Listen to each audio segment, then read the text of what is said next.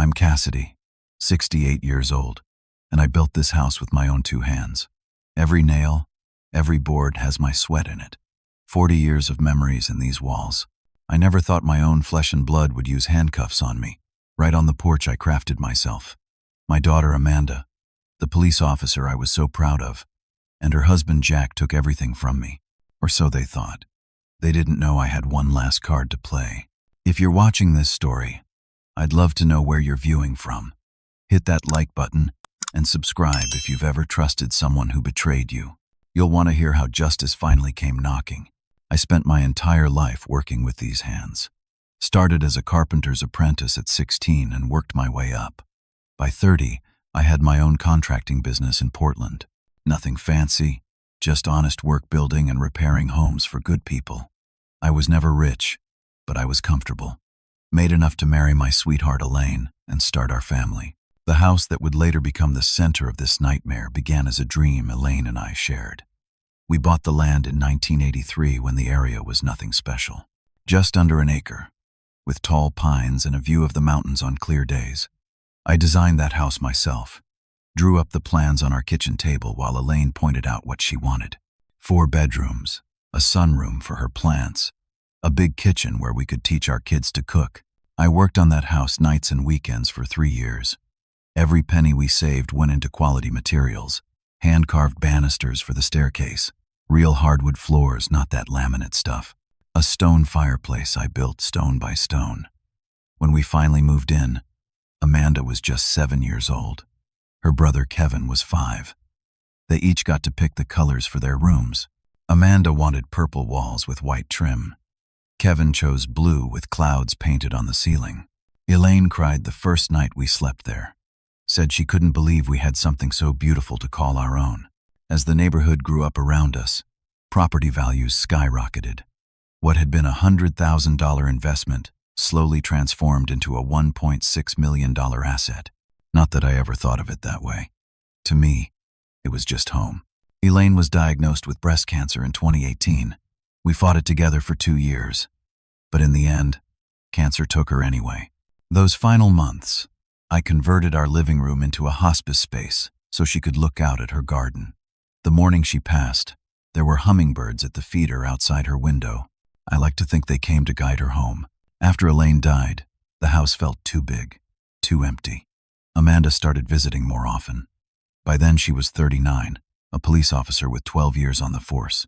I was proud of her career choice. She had always been strong-willed, determined to help people. She made detective in the financial crimes unit, smart as a whip, just like her mother. Amanda met Jack through work. He was a financial advisor who had helped on a fraud case she was investigating. Tall guy, always dressed in expensive suits.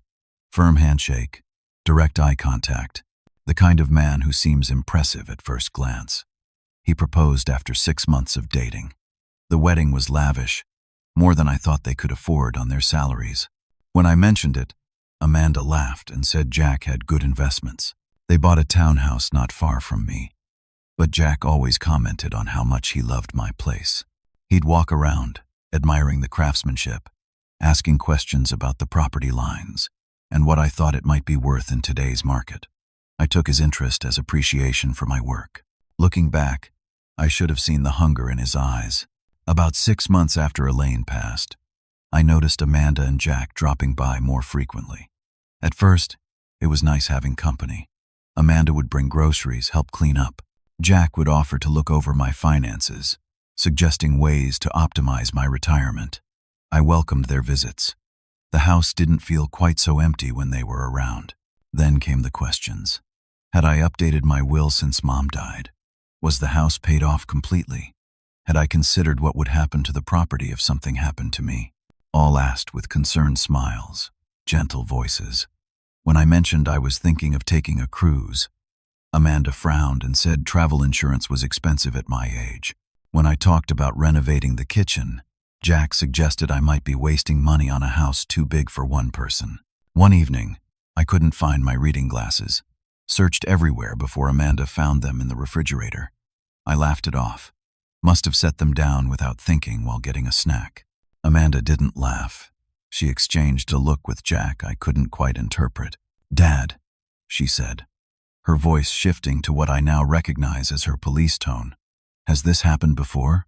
Putting things in strange places? Of course not, I said. Just a senior moment. Maybe we should talk about getting you some help around the house, she suggested. A place this size is a lot to manage. I dismissed her concerns. I was 65, not 95. A misplaced pair of glasses wasn't cause for alarm. But that night, after they left, I replayed the conversation. Something in her tone bothered me. There was an eagerness underneath the concern that made me uneasy. I didn't know then that I was witnessing the first move in their game. A game where my home, my independence, and my dignity were the prizes they intended to claim. The incidents began about a month later. I came home from the hardware store to find water all over the kitchen floor. The sink was overflowing, dish soap bubbling out onto the counters. I was certain I'd turned the faucet off before leaving. Amanda arrived 20 minutes later, saying she'd been in the neighborhood and thought she'd stop by. She found me mopping up the mess. "Dad," she said, taking out her phone. "This is exactly what I'm worried about." She started taking pictures of the water damage. "What are you doing?" I asked. "Documenting," she replied. "For insurance, in case there's a claim, but also because we need to track these episodes." Episodes? It was an accident.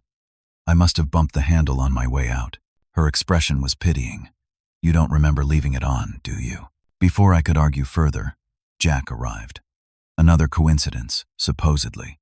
He surveyed the scene with a concerned frown, then pulled out a folder from his briefcase. "I've been meaning to discuss this with you," he said, laying out legal documents on my dining table, carefully away from the water. "It's just a standard power of attorney form. If something happens to you, Amanda needs legal authority to handle your affairs." I didn't sign anything that day, but the seed was planted. They left the papers with me to review. The stack sat on my desk for weeks, a silent reminder of their doubts about my competence. 2 weeks later, Amanda called in a panic. She'd been trying to reach me all morning. Where'd I been? I explained I'd gone for a walk in the park, then grocery shopping. She seemed skeptical, as if a man my age couldn't possibly manage such complex activities without supervision. That evening, they both arrived for an unplanned dinner. Amanda went upstairs to use the bathroom and came down holding my pill organizer. "Dad, did you take your blood pressure medication this morning? The Tuesday compartment is still full." It was Thursday. I reached for the organizer, confused. I distinctly remembered taking my pills with breakfast, as I did every morning. "I'm sure I took them," I said. Jack and Amanda exchanged that look again, the one that said they knew something I didn't. "Memory issues can sneak up on you," Jack said gently. "My father was the same way before we moved him to assisted living." I felt a flare of anger. "I'm not going to any assisted living facility. This is my home. I built it." "No one's saying that," Amanda soothed, but her eyes told a different story. That night, I couldn't sleep. I got up to check my pill organizer again. The Thursday compartment was empty, exactly as it should be. Had Amanda moved my pills to make it look like I'd missed a dose? The thought was so disturbing I pushed it away. She was my daughter. She wouldn't manipulate me like that, would she? The next morning, I called my doctor to schedule a cognitive assessment. If there was something wrong with my memory, I wanted to know from a professional, not from Amanda and Jack's pointed comments. The test results came back normal. "Sharp as a tack for your age," the doctor said. I asked for a copy of the report to show Amanda. When I presented it to her, she nodded and smiled, but I could see she wasn't convinced. "Early stages don't always show up on tests," she said. "We should keep an eye on things anyway." Around this time, I began noticing items missing from my home. Small things at first. A watch Elaine had given me for our 25th anniversary, a silver letter opener that had belonged to my father.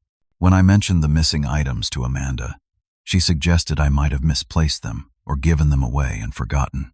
One afternoon, my neighbor, Frank, came over while I was gardening.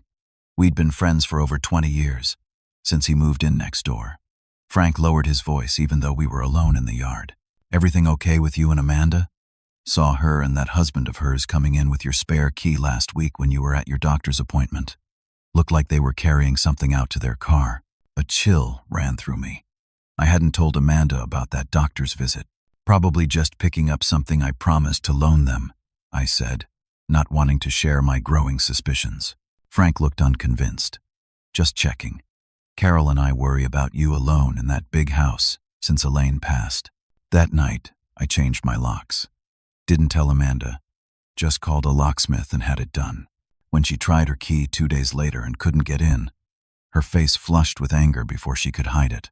"Why would you change the locks without telling me?" she demanded. "Security," I said simply. "There have been break-ins reported in the neighborhood." A lie, but I needed to see her reaction. "You need to give me a new key," she said immediately. "What if there's an emergency?" "I'll have one made," I promised, but I never did. My sleep was increasingly disturbed by strange dreams and a persistent, foggy feeling in the mornings. Coffee didn't help. Some days I felt as if I were moving underwater, my thoughts slow and muddled. I began to wonder if there really was something wrong with me. Then one evening, I accidentally knocked over my water glass at dinner while Amanda and Jack were visiting. As Amanda cleaned up the spill, I reached for my pills and noticed something odd. My blood pressure medication looked different. The pills were the same color but slightly smaller than usual. After they left, I examined the pills more carefully, comparing them to the description on the prescription bottle. They didn't match. Someone had replaced my medication with something else. But who would have access to my home and my medication? The answer was obvious, but the implications were too horrible to contemplate. The next day, I pretended to take my pills but pocketed them instead. Within a week, the fog began to lift. My mind felt clearer than it had in months. I started taking other precautions. I installed a small safe in my closet, hidden behind hanging clothes, where I kept my important documents and real medication. I began making notes about where I placed items, written records of conversations, dates and times of unusual incidents. One night, unable to sleep, I went downstairs for a glass of water. As I passed the living room, I noticed a small red light blinking from the bookshelf. Investigating closer, I found a tiny camera tucked between books. My blood ran cold. I searched the house and found 2 more cameras, one in the kitchen and one aimed at my desk where I paid bills and handled correspondence. I left the cameras in place, not wanting to alert Amanda and Jack that I'd discovered them.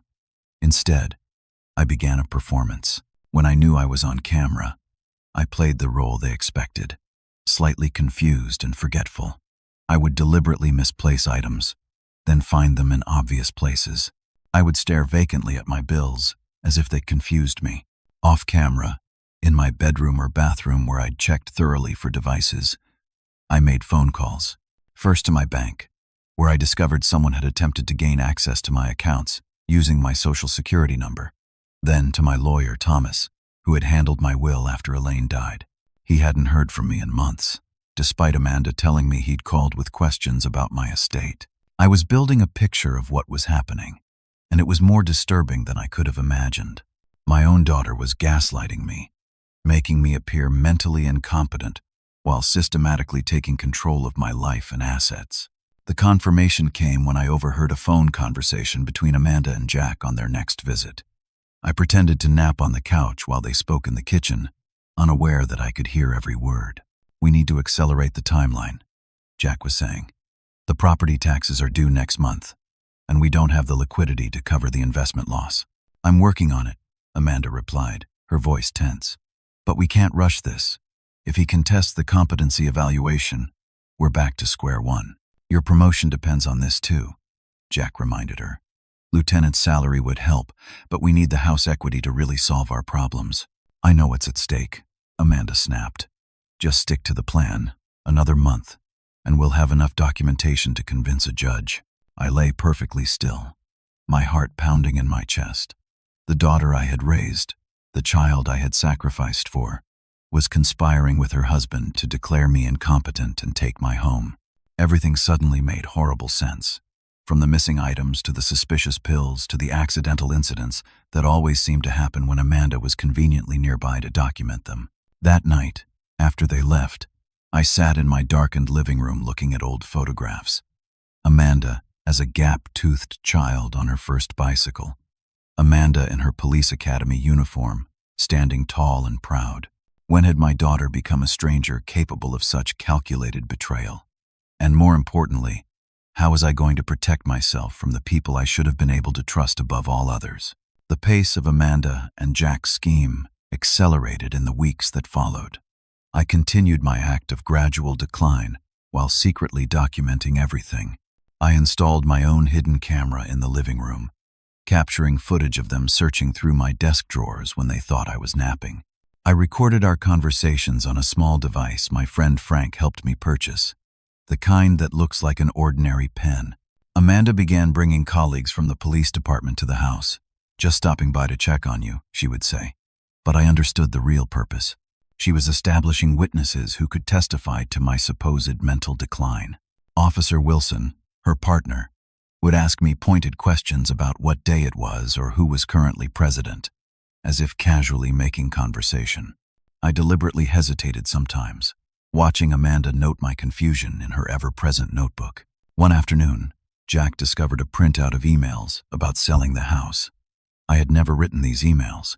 The document appeared on my desk while I was in the garden, placed there during one of their uninvited visits. The emails, supposedly between me and a real estate agent, discussed listing the property and downsizing to an apartment. "What's this, Cassidy?" Jack asked, waving the papers. "Were you thinking of selling without discussing it with Amanda first?" "I didn't write those," I said truthfully. Jack's expression was a masterpiece of concerned disbelief. "They're from your email account. Look at the header. Someone had accessed my computer. Most likely, while I was being distracted by Amanda. The violation of privacy was stunning, but the forgery was worse. They were fabricating evidence of my instability and creating a paper trail to suit their narrative. The isolation tactics intensified. Old friends would call, mentioning that Amanda had told them I wasn't feeling well and shouldn't have visitors. My weekly poker game, a tradition for over a decade, suddenly had no room for me. The reason, according to Frank, who still kept in touch, was that Amanda had confidentially informed the group that I was having episodes and might become confused or agitated during the game. "What kind of episodes?" Frank had demanded. "She wouldn't give details," Frank told me. "Just said it was sensitive and private. Medical stuff you wouldn't want shared." My world was shrinking by design. Each connection cut, each relationship strained, left me more dependent on Amanda and Jack, exactly as they intended. I maintained my facade of deterioration while secretly fighting back. I created a new email account they didn't know about. I opened a safety deposit box at a different bank and stored copies of my documentation there. I even recorded video statements about my mental clarity and intentions regarding my property, having them notarized and dated. The hidden cameras in my home revealed more than Amanda and Jack's searches. Once, when they thought I was at a doctor's appointment actually canceled without my knowledge, they brought in a woman who took extensive measurements and photographs of each room. An interior designer, I later learned from their conversation, planning the renovations they would make once the house was theirs. Another time, I returned early from a scheduled activity to find Jack in my home office, attempting to access my computer. I stood silently in the doorway, watching as he cursed under his breath at the password prompt. When he finally noticed me, he claimed he was just checking my email for updates from the doctor. I pretended to accept this explanation, but changed all my passwords that night. Through careful eavesdropping and my own investigation, I pieced together the full motivation behind their scheme. Jack's financial advisory business was in trouble. He had made high-risk investments with client money, including some of Amanda's police colleagues' pension funds. The investments had failed spectacularly. They needed my house equity to cover the losses before they were discovered. Amanda's career was also at stake. There had been complaints about her conduct, allegations of evidence mishandling that could derail her expected promotion to lieutenant. The additional income from that promotion was part of their financial plan. More disturbing was how her position in law enforcement facilitated their plot against me. Who would believe an old man's claims of elder abuse over the word of a respected police detective? The breaking point came when I found them in my bedroom, going through Elaine's jewelry box. Items had been disappearing for weeks. Family heirlooms intended for Amanda anyway. But watching them rifle through my dead wife's possessions with such casual entitlement ignited a rage I could barely contain. "What are you doing?" I demanded from the doorway. They jumped, startled by my unexpected appearance. Amanda recovered first. "Just organizing Mom's things," she said smoothly. "We should get them appraised for insurance purposes." "Put everything back," I said, my voice steady despite my anger. "Those pieces aren't going anywhere until I decide." A flicker of something dark crossed Amanda's face before she composed herself. "Dad, we've talked about this. You agreed last week that I should take the jewelry for safekeeping." Another lie. Another attempt to make me doubt my own memory. "I made no such agreement," I stated firmly, "and I'd like you both to leave now." Jack stepped toward me, his tall frame suddenly intimidating in the narrow hallway. "Cassidy, you're getting agitated again. Remember what Dr. Winters said about stress triggers." I had never met a Dr. Winters. "Get out of my house," I repeated. Amanda pulled out her phone. "I'm calling Dr. Winters. You're having another episode." "There is no Dr. Winters," I shouted, my composure finally breaking. "Stop lying to me. Stop manipulating me. This is my house, and those are my wife's things." Jack placed a hand on my shoulder, firmly guiding me toward my bedroom. "You need to calm down. Take deep breaths." I shoved his hand away. "Don't touch me. Both of you. Get out now or I'm calling the police." Amanda's laugh was cold. "Dad, I am the police. Who do you think they'll believe? A respected detective or an elderly man with documented cognitive issues?" In that moment, I saw my daughter clearly for perhaps the first time in her adult life. The entitled calculation in her eyes was that of a stranger. Whatever moral compass I thought I had instilled in her had been corrupted beyond recognition. They left eventually, but not before Amanda made a show of taking photos of me in my agitated state and making a call she claimed was to my doctor. As the front door closed behind them, I sank to the floor of my living room, surrounded by the home I had built with love, now feeling more like a prison than a sanctuary. That night, I made a decision. Playing along with their scheme was no longer an option. They were moving too quickly, and the threat was too immediate. I needed allies and a counteroffensive. Most importantly, I needed to document the coercion I knew was coming, because after today's confrontation, I was certain they would make their final move soon. I just didn't realize how soon, or how brutal it would be. The day that changed everything dawned bright and clear, one of those perfect early autumn mornings that makes you grateful to be alive. I was in the garden, tending to Elaine's roses, when I heard the police cruiser pull into my driveway. Not just any police cruiser, Amanda's. She stepped out in full uniform, an unusual choice for a detective who typically wore business clothes on duty. Officer Wilson accompanied her, also in uniform. Jack arrived moments later in his Mercedes, parking conspicuously at the curb where neighbors would notice. I stood slowly, garden shears still in hand, soil on my knees. This was it, the confrontation I had been preparing for. I had my phone in my pocket, recording app already running. The garden security camera Frank had helped install was capturing the scene. Whatever happened next would be documented. "Morning," I called, keeping my voice casual. "What brings the police to my door today?" Amanda approached with professional detachment. "Dad, we need to talk inside." "I'm enjoying the garden," I replied. "Beautiful day. Why don't we talk out here?" Her jaw tightened. "This is a private matter." "Then why bring Officer Wilson?" I asked. "And why the uniforms if you're off duty?" Jack intervened, walking up my garden path as if he owned it. "Cassidy, don't make this difficult. We're here to help you." I noticed Mrs. Peterson across the street, watching from her porch. Mr. Guzman next door had paused his lawn mowing. "Good. Witnesses. Help me with what exactly?" I asked loudly enough for neighbors to hear. Jack reached for my arm. "Let's discuss this inside." I stepped back. "I'm comfortable right here." His expression darkened. He lunged forward suddenly, grabbing my wrist and twisting until the garden shears fell from my hand. "Inside. Now." "Jack," Amanda hissed. "Not here. Too late." He had already shoved me, hard enough that I stumbled back against the porch steps. The pain when my back hit the edge was sharp and immediate. "He's got garden shears," Jack called out theatrically. "He's threatening us." The shears lay on the ground where I had dropped them, nowhere near my hands.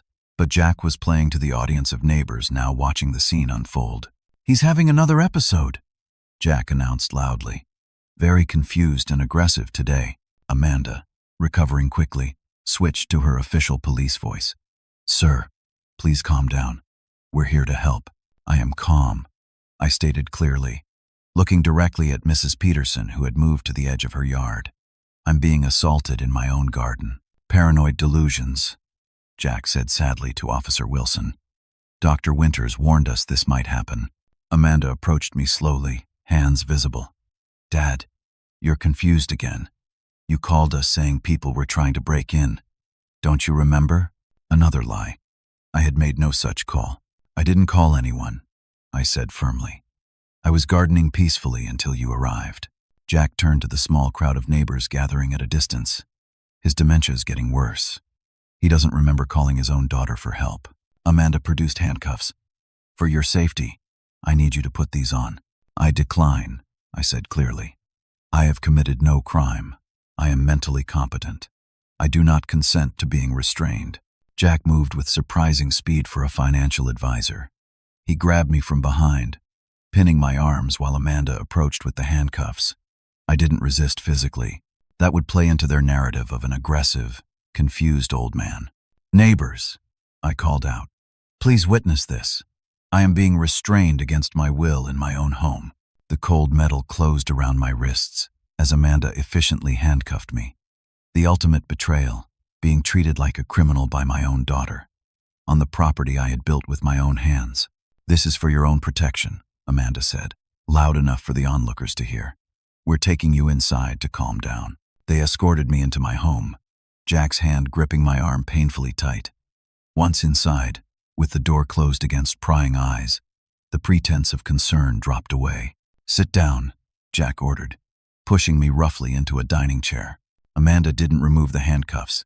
Instead, she pulled out her phone and made a call. "We're ready. Come around back so the neighbors don't see." Within 10 minutes, 2 men in suits arrived through the rear door. One carried a briefcase, the other a notary stamp visible in his shirt pocket. The legal team, right on cue. "Mr. Cassidy," the older man said. "I'm Gerald Hoffman, your daughter's attorney. We have some papers for you to sign." "I have my own attorney," I replied. "Thomas Baldwin." "Call him," Hoffman smiled thinly. "That won't be necessary. These are simple documents transferring the property deed to your daughter for estate planning purposes. Standard procedure in cases like yours." "Cases like mine," he echoed. "Diminished capacity," he clarified. "The medical documentation is quite clear." "What medical documentation?" I demanded. "I've had no such diagnosis from any legitimate doctor." Jack placed a thick folder on the table. "Dr. Winters has been treating you for months. Here are his notes and evaluation." I recognized the name of a psychiatrist who had made news for losing his license in a neighboring state after inappropriately prescribing medications. Apparently, he had found new work fabricating mental evaluations. "I've never met this doctor," I stated. "Any documentation claiming otherwise is fraudulent." Amanda leaned close. "Dad, don't make this harder than it needs to be. We have witnesses to your episodes, police reports of your confused calls, neighbors concerned about your erratic behavior, all manufactured by you," I said. The notary, a nervous young man, shifted uncomfortably. "Perhaps we should reschedule if there's a dispute about competency." Hoffman silenced him with a look. "The documentation is in order. Proceed." Jack's grip on my shoulder tightened painfully. "Sign the papers, Cassidy, or the next stop is an involuntary psychiatric hold.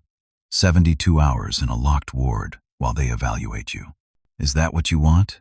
The threat hung in the air between us. I knew they could do it. Amanda had the authority as a police officer to initiate an emergency psychiatric evaluation. Once in that system, with their falsified documentation, I might never get out. "Let me see what I'm signing," I said quietly. Hoffman placed the documents before me, pointing to signature lines with yellow tabs. "Property transfer deed, power of attorney, medical proxy authorization, a complete surrender of my autonomy and assets. Remove the handcuffs so I can sign, I requested. Amanda reluctantly complied, keeping a close watch on my movements. With shaking hands, partly real emotion and partly theatrical, I signed where indicated. Each signature felt like a betrayal of myself, of Elaine, of the life we had built. But I had no choice in that moment. Resistance would only lead to worse consequences. The notary stamped each document, barely meeting my eyes. He knew something was wrong but chose not to intervene. Another witness to my humiliation who did nothing to stop it. It's done, Hoffman announced, gathering the papers. The property and decision-making authority now rest with Amanda and Jack as your legal guardians. When do I have to leave? I asked, my voice hollow. Amanda had the decency to look slightly uncomfortable. You don't have to leave, Dad. This is still your home. We're just making sure it's protected and properly managed. Jack was less diplomatic. The master bedroom will be ours when we move in next week. We've set up the small guest room for you, more manageable for someone in your condition. So that was their plan. Not to evict me entirely, which might raise questions, but to relegate me to a corner of my own home while they took over. To maintain the appearance of caring for elderly father while stealing everything I had worked for. I see, I said simply. They left shortly after, taking my signed rights with them. Amanda paused at the door, perhaps experiencing a moment of doubt or guilt. It's for the best, Dad, she said softly. You'll understand eventually. After they drove away, I sat motionless in my dining room for a long time. The house I had built board by board now legally belonged to the people who had betrayed me most completely. The roses I had been tending would soon be bulldozed for Jack's planned pool installation. The memories embedded in these walls would be painted over with whatever trendy colors their interior designer recommended. I allowed myself exactly 1 hour to feel the pain, the rage, the grief. Then I reached for my phone and made a call to the number I had memorized weeks ago, when I first understood what Amanda and Jack were planning. It's happened, I told the person on the other end. They forced me to sign today. Everything is documented. Sit tight, the voice replied. We'll be there tomorrow morning. I spent that night in the home that was no longer legally mine, surrounded by memories of a happier time. I slept in the bed I had shared with Elaine, knowing it might be the last night I would do so if Jack and Amanda had their way. What they didn't know was that I had prepared for this moment, that their plan, executed with such confidence today, was about to backfire in spectacular fashion. For 6 weeks, while Amanda and Jack's scheme unfolded, I had been building my own counter-strategy. It began with a phone call to an old friend, retired Detective Samuel Reeves. Sam and I went back 30 years, to when he bought his first home, a fixer-upper I helped him renovate. He'd retired from the force 5 years earlier, but maintained connections throughout the department, including several officers who outranked Amanda. The day after I discovered the hidden cameras in my home, I met Sam at a diner 20 miles away, where Amanda would never accidentally spot us.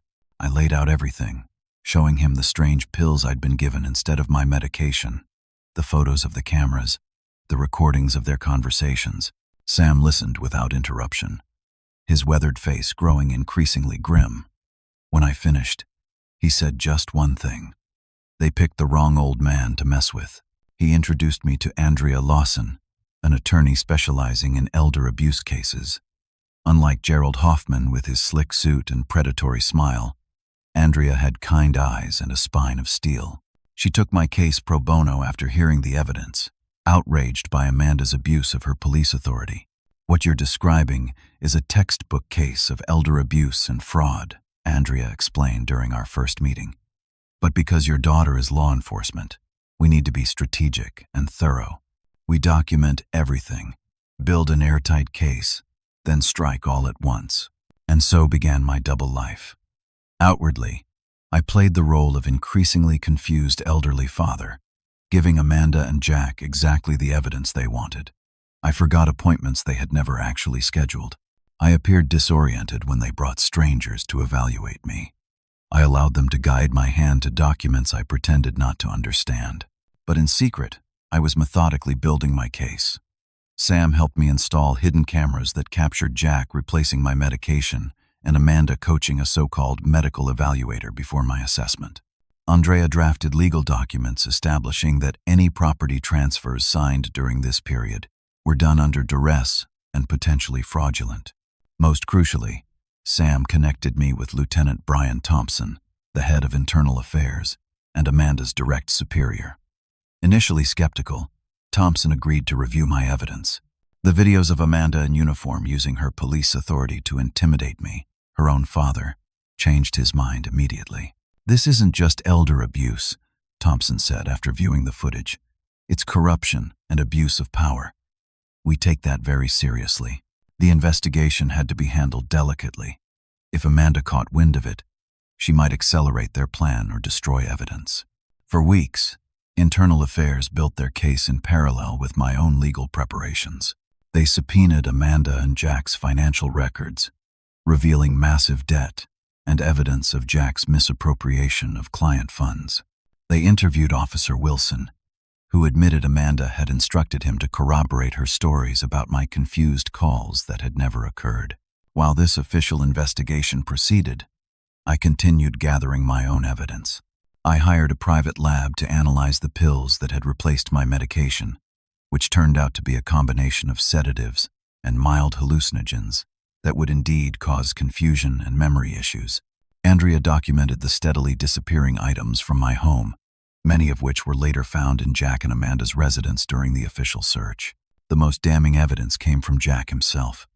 Growing concerned about the potential consequences if their scheme was discovered, he began recording conversations with Amanda as his own insurance policy. Sam's connections provided access to these recordings after they were discovered during the investigation, revealing the full extent of their plot and Amanda's willingness to abuse her position to achieve it. The morning after I signed the property transfer documents, I was sitting in my living room waiting. Amanda and Jack believed they had won. The paperwork had been filed immediately by Hoffman, making them the legal owners of my home as of 9 a.m. the previous day. They were scheduled to begin moving their belongings in that afternoon. At precisely 8:30 a.m., multiple vehicles pulled up outside my home. 2 unmarked police cars, Andrea's modest sedan, a news van from the local station, tipped off about a police corruption story, and Lieutenant Thompson's official vehicle. I watched through the window as neighbors emerged from their homes, curious about the sudden activity. Mrs. Peterson, who had witnessed my handcuffing in the garden, was speaking animatedly to a uniformed officer, pointing at my house. The doorbell rang. I took a deep breath and answered it.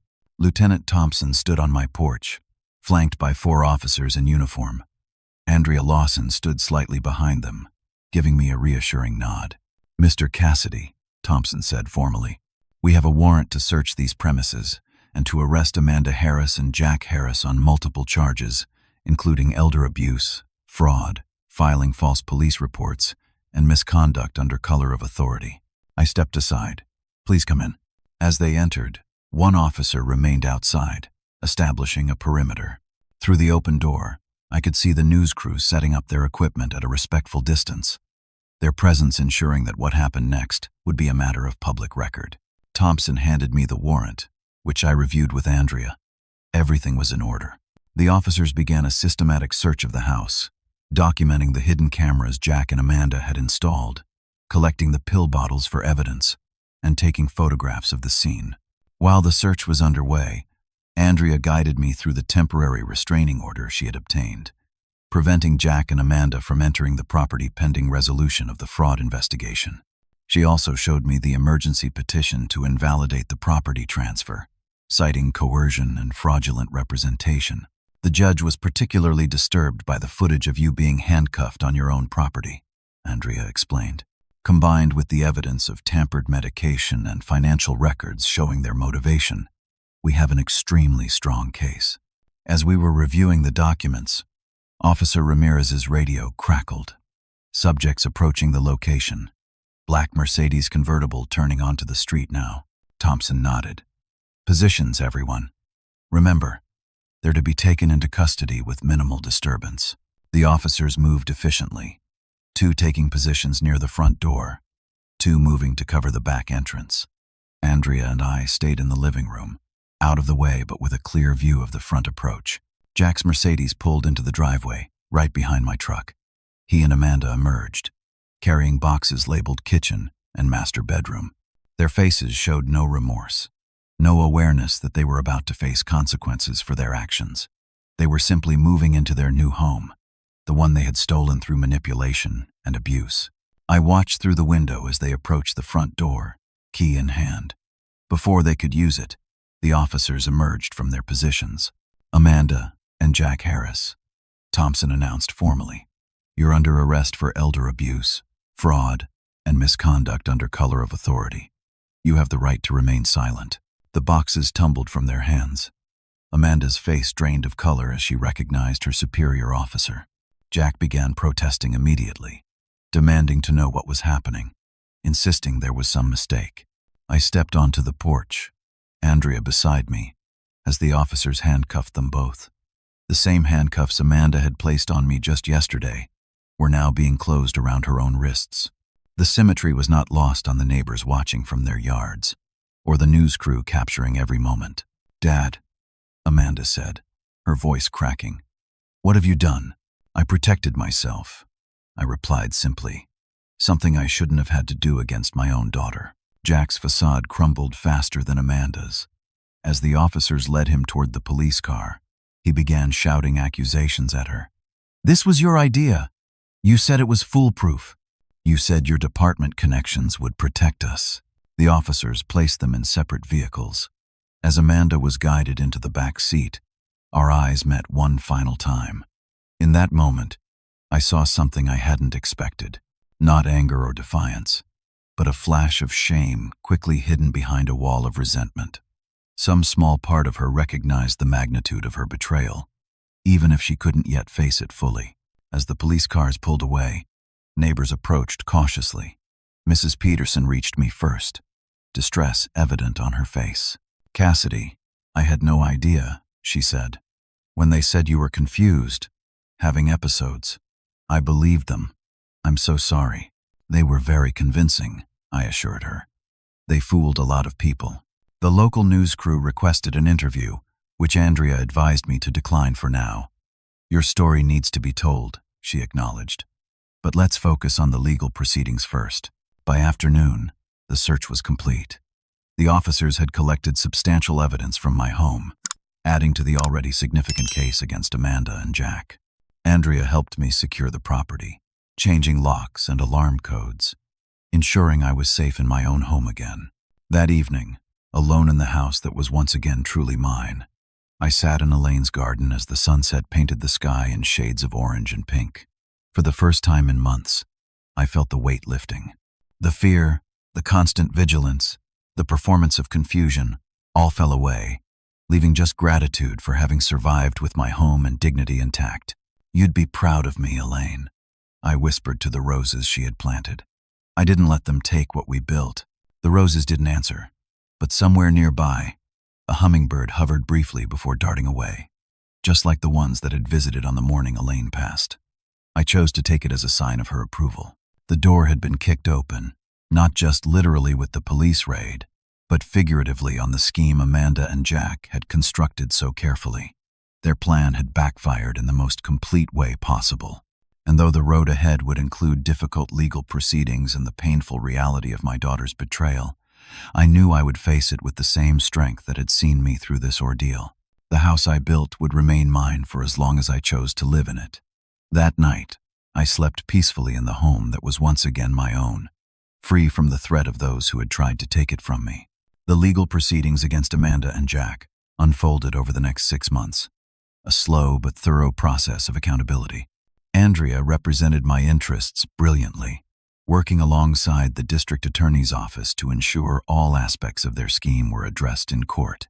The first hearing was to invalidate the property transfer, held just 2 weeks after their arrest.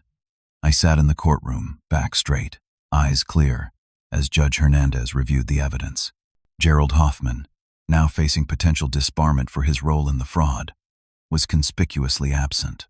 Amanda and Jack had secured separate legal representation, another sign their united front was crumbling. The evidence of coercion is overwhelming, Judge Hernandez stated. The property transfer is hereby invalidated. The deed will be returned to Mr. Cassidy immediately. One victory secured, but many battles remained.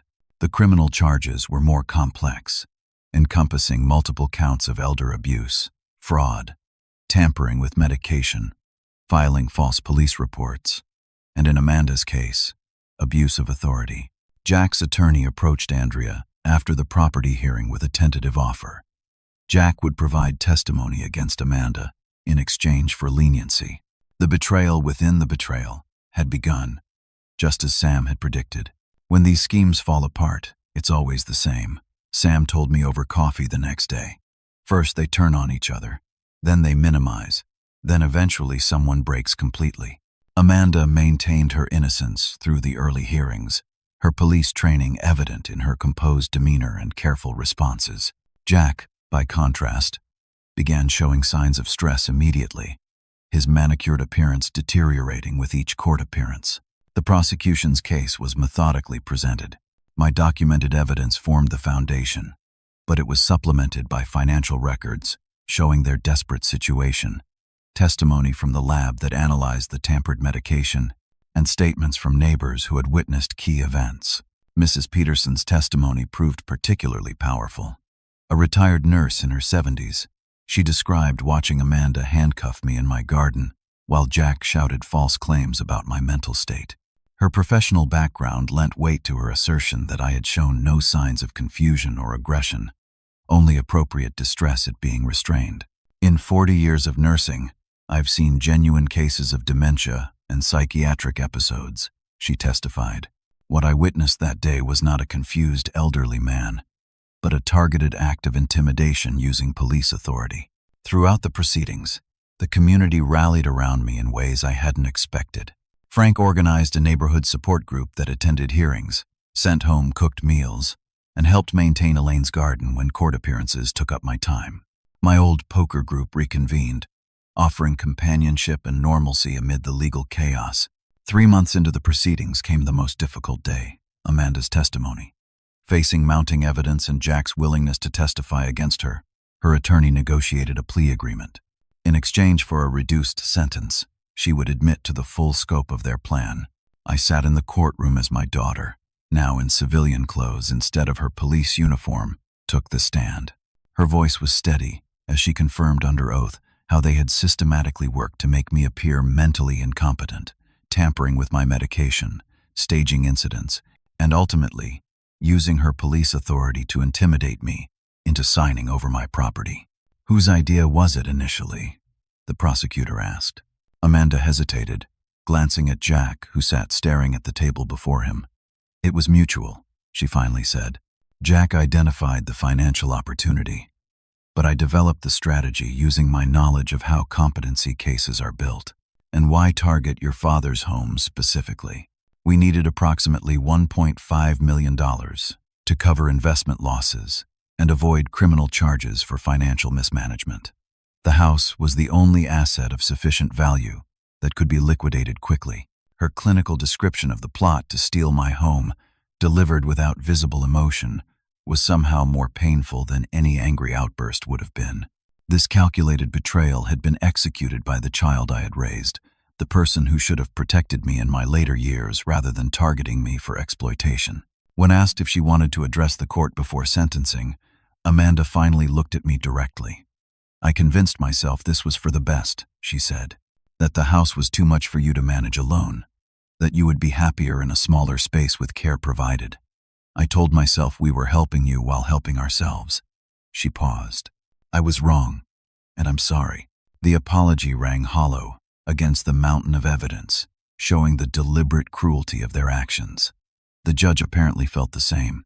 Miss Harris, you held a position of public trust as a police officer and private trust as a daughter, Judge Hernandez said during sentencing. You violated both in a calculated scheme to defraud a vulnerable elder who happened to be your own father. The court cannot ignore the exceptional breach of trust this represents. Amanda received 4 years in state prison, with eligibility for parole after serving 2 years. Her police career was permanently ended, her certification revoked. Jack, despite his cooperation, received 3 years for his role in the fraud and elder abuse, along with additional charges related to his financial crimes against clients. As they were led from the courtroom, Jack couldn't resist one final betrayal, turning to hiss at Amanda. "This is your fault. I told you we should have just asked him for a loan." Amanda didn't respond, her eyes fixed straight ahead as she walked out of the courtroom and out of my life, at least for the foreseeable future. The criminal proceedings concluded, but civil litigation continued. Andrea filed suit against Gerald Hoffman and his firm for their role in preparing and notarizing fraudulent documents. The doctor, Winters, who had provided falsified medical evaluations, was identified as Martin Weber, a former psychiatrist operating without a license, who now faced charges of his own. The financial settlement from these civil cases was substantial, though no amount of money could truly compensate for the trauma of being betrayed by my own daughter. I established a fund for elder abuse prevention with a portion of the settlement, hoping to help others recognize and escape similar situations. Perhaps the most unexpected consequence came from the media attention surrounding the case. My story was featured in a television special about elder abuse, focusing on how even those who appear independent and mentally sharp can be victimized through sophisticated manipulation.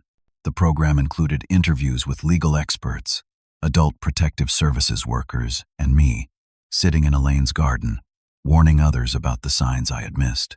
Elder abuse doesn't always look like obvious neglect or physical harm, I explained to the interviewer. Sometimes it's subtle, medication that makes you foggy, missing items you're told you misplaced, documents you don't remember signing. Trust your instincts if something feels wrong. The program generated hundreds of calls to elder abuse hotlines nationwide, potentially helping others escape situations similar to mine. This broader impact helped give meaning to my painful experience, transforming it from merely a personal trauma to a cautionary tale that protected others. 6 months after Amanda and Jack began serving their sentences, I received a letter from the prison. Amanda's handwriting, once so familiar from childhood thank you notes and school projects, now seemed like that of a stranger. I let the envelope sit unopened on my desk for 3 days before finally reading its contents. The letter contained no excuses, which surprised me.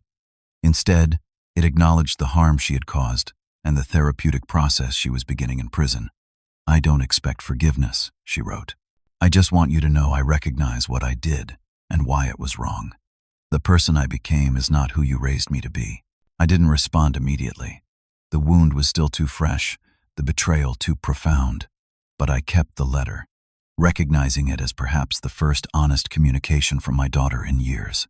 As the seasons changed and Elaine's garden moved through its cycles of bloom and dormancy, I gradually rebuilt my life.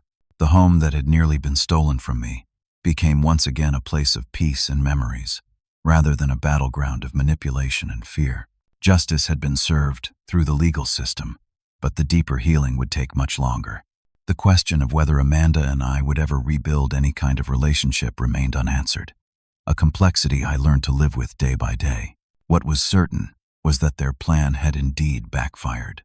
Instead of gaining my home and assets, they had lost their freedom, careers, and reputations. And I had gained something unexpected, a new purpose in protecting others from similar abuse, and a deeper appreciation for the true meaning of home. The first year after the trial was the hardest. Despite the justice served, despite the return of my property and validation of my experience, the emotional aftermath lingered like a persistent shadow. There were nights I would wake suddenly, thinking I heard Amanda's key in the lock. Mornings when the emptiness of the house felt not peaceful but accusatory, as if the walls themselves questioned how I could have raised a child capable of such betrayal. Healing began in small ways. Frank convinced me to join a support group specifically for survivors of family financial exploitation. Sitting in a circle of 8 others, all with similar stories of children or grandchildren who had attempted to take their assets, I found something I desperately needed: understanding without judgment. "My son remortgaged my house using forged documents," said Martha, a retired librarian in her 70s. $200,000 disappeared into his gambling addiction. "My granddaughter convinced me I was developing Alzheimer's," shared Robert, a former professor, "had me signing checks for medical treatments that never existed.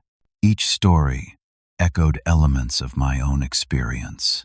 The manipulation, the gaslighting, the profound sense of betrayal from those who should have offered protection rather than exploitation.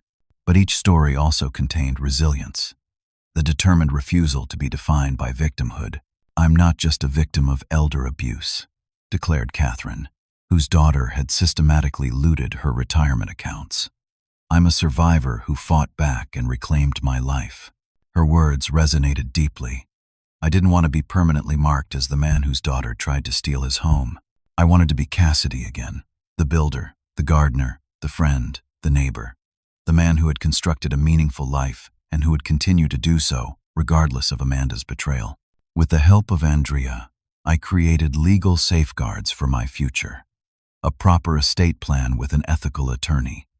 Advanced directives that named trusted friends rather than family as decision-makers. A relationship with a legitimate physician who documented my mental competence regularly, creating an ongoing record that would be difficult to challenge. The house itself needed reclaiming. The hidden cameras had been removed as evidence, but the violation of privacy they represented lingered. I renovated spaces that held the strongest memories of Amanda and Jack's intrusion. The living room where I had been coerced into signing documents. The office where Jack had searched through my papers.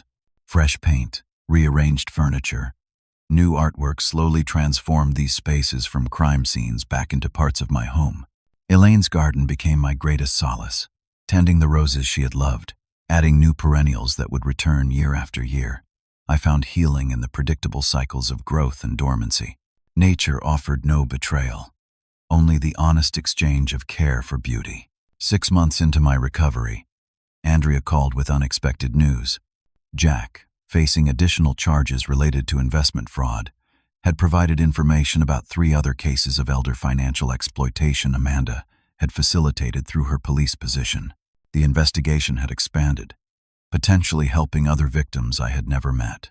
"Your case broke open something bigger," Andrea explained.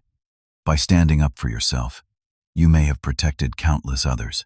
This knowledge provided purpose to my pain. I began speaking at senior centers about recognizing the warning signs of exploitation. I consulted with adult protective services, helping them understand the sophisticated tactics Amanda and Jack had employed. My experience, painful as it was, became a resource for prevention and education. 18 months after her sentencing, I received another letter from Amanda. Unlike her first correspondence, this one came through her prison therapist, accompanied by a note explaining it was part of her rehabilitation program, but that I was under no obligation to respond or even read it. This letter was different from the first, less self-centered, more reflective about the factors that had led to her crimes. She wrote about the materialistic values she had embraced, the entitlement she had developed, and her willingness to abuse her authority. She acknowledged the specific harms she had caused me, from the fear and confusion of tampered medication to the humiliation of being handcuffed in my own garden. "I am working to understand who I became and why," she wrote, "not to excuse my actions, but to ensure I never harm anyone this way again." After considerable thought and discussion with my support group, I wrote back a short letter, neither condemning nor forgiving, but acknowledging her efforts toward rehabilitation. It was the beginning of a very limited correspondence, conducted initially through her therapist and later directly as she earned privileges. Our exchange of letters never approached reconciliation. The breach was too severe, the violation of trust too fundamental, but it provided something important, closure that didn't depend on forgetting or minimizing what had happened. 2 years after the trial, Amanda became eligible for parole. She wrote asking if I would oppose her release. After careful consideration, I informed the parole board that while I could not support her return to law enforcement or any position of authority over vulnerable individuals, I did not oppose her conditional release if the rehabilitation professionals deemed it appropriate. She was paroled after serving 26 months. One of her conditions was no contact with me unless initiated by me. Another was continuing therapy and regular check-ins with her parole officer. Jack remained in prison, his sentence extended by the additional financial crimes that had come to light. Amanda moved to another state after her release, a decision I privately believed was best for both of us. Occasional updates came through her former therapist, who maintained contact with me with Amanda's permission. She had found work at a small manufacturing company. She was continuing therapy. She was attempting to build an honest life, away from the temptations of authority and financial manipulation. As for me, I gradually reclaimed the joy of living in the home Elaine and I had created. I hosted poker nights again. I mentored young contractors learning the trade. I testified before the state legislature in support of stronger elder abuse prevention laws. 3 years after the arrests, I made the most difficult decision yet. After discussing it extensively with my support group, I invited Amanda to meet in a neutral location, a restaurant halfway between our cities, with her therapist present. I needed to see her face to face, to ask the questions that still haunted me, to perhaps find a different kind of closure than letters could provide. The meeting was neither a fairy tale reconciliation nor a bitter confrontation. She arrived looking older, humbler, the police confidence replaced by a cautious demeanor. I was struck by how much she still resembled Elaine around the eyes, a painful reminder of the daughter I had loved and lost long before her crimes. Why? I asked simply, after the awkward greetings had passed. Not the financial motivation. I understand that part. But why choose to harm me rather than simply asking for help? She considered the question carefully before answering. I convinced myself you wouldn't understand our financial situation, that you were old-fashioned about money and would judge our investment decisions. The more I needed your help, the less I wanted to ask for it. She paused. But the deeper truth is that I stopped seeing you as my father and started seeing you as an asset to be acquired. That transformation happened so gradually I barely noticed it until I was already committing crimes against you. Her honesty, painful as it was to hear, provided an answer I could at least understand, if never accept. We parted after an hour with no plans for future contact. Not enemies, but not family in any meaningful sense either. Two people connected by blood and history, but separated by choices that could not be unmade. The drive home was long and quiet, my thoughts circling around the fundamental lesson of this entire ordeal. Trust is precious and fragile. Once shattered by betrayal, it cannot be fully restored. But its absence need not prevent healing or moving forward. I returned to my home as the sun was setting, casting long shadows across Elaine's garden. The roses were blooming again, their cycle unaffected by human drama. The house stood solid and welcoming, just as I had built it to be. That night, sitting on my porch watching fireflies appear in the summer dusk, I reflected on the journey from betrayal to recovery. I had lost a daughter but gained wisdom. I had experienced exploitation but found purpose in protecting others. I had nearly lost my home but reclaimed it more completely than ever. The deepest lesson, perhaps, was that true security comes not from legal documents or property rights, but from the community we build around us. Frank checking in daily during the worst times. Mrs. Peterson testifying without hesitation. The poker group welcoming me back without awkward questions. These were the true safeguards against isolation and vulnerability. My story, painful as it was, carried an important message for others facing similar situations. Trust your instincts when something feels wrong. Document everything. Reach out for help, even when shame or disbelief makes it difficult. And remember that fighting back against exploitation is not just self-protection, but an act of protection for all the vulnerable individuals who might be next in line for such treatment. Life continues to unfold, season after season. The house Elaine and I built stands as a testament to creation rather than exploitation. And though the pain of Amanda's betrayal will never completely fade, it has been transformed into something useful, even valuable, in the lessons it offers to others. If you're watching this and recognize warning signs in your own situation, please reach out for help. Tell someone you trust. Contact Adult Protective Services.